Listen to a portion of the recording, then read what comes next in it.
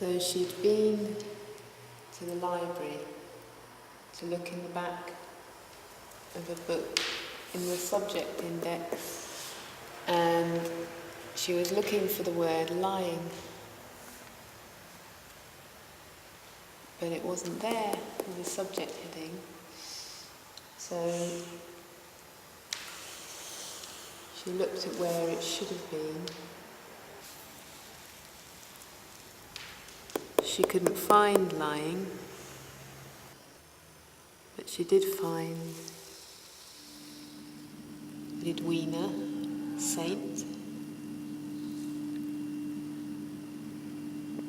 love in the Western world.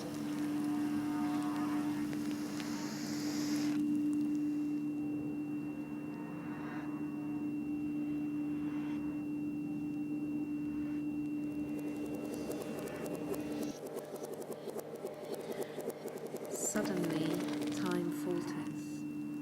First, the head spins, overcome with a slight vertigo.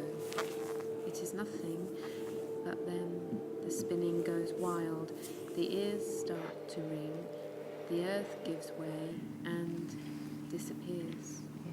One sinks back, goes away. Where does one go? The subject, says the doctor, is inert, pale, without consciousness. Sensitivity is obliterated. There is no respiration. No pulse can be felt. After a necessarily short time, the pulse reappears, as do respiration, and the skin regains colour. Waiting, watching the clock is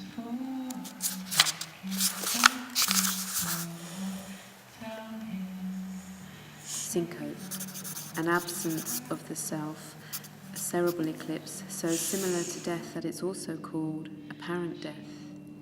It resembles its model so closely that there is a risk of never recovering from it. The romantic and clinical scenario has usually in our society been allotted to woman. It is she who sinks down, dress spreading out like a flower. When she comes to, her first words will be, "Where am I?" And because she has come to, come back, no one thinks to ask where she has been. The real question would be, rather, where was I?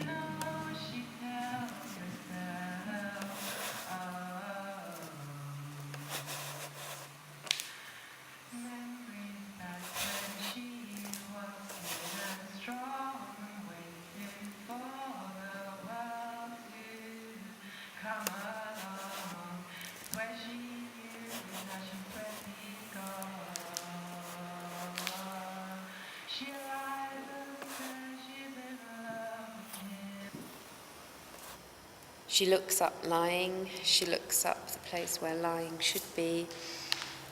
She goes to the index. She runs her finger down. She looks for lying, but lying isn't there. It's never there.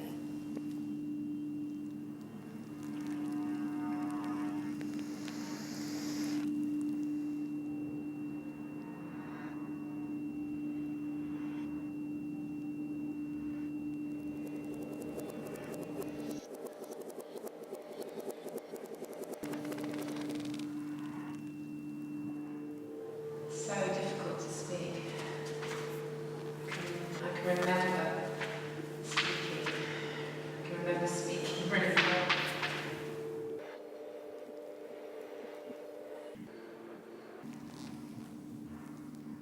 Okay, the poem is about arms. Arms and the boy. That's the title. And it goes,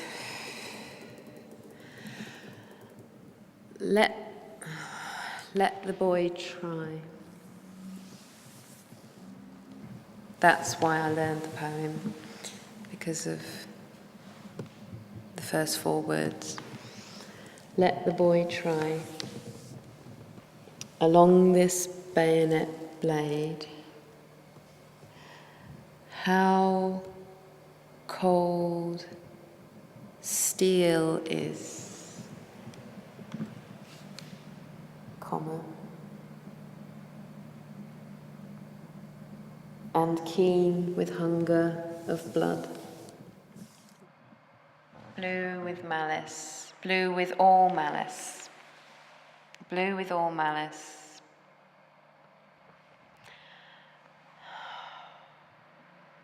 Like a madman's flash, famishing for flesh. That's the first verse. Second verse.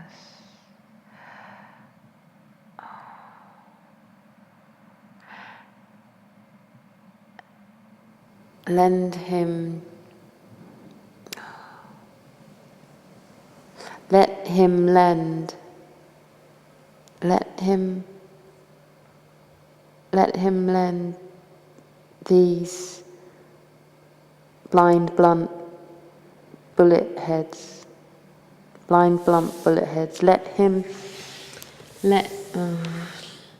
give him cartridges which long to nuzzle, and it's not muzzle, it's nuzzle, in the hearts of young men, in young men's hearts, and the cartridges have fine teeth.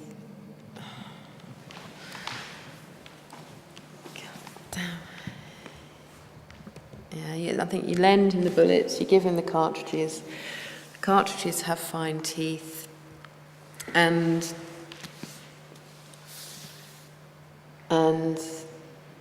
something.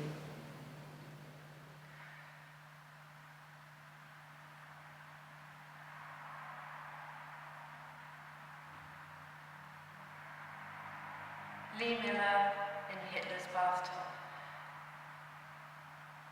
1945. I think it's going to take a while to work out the part with Lee Miller in Hitler's Bathtub.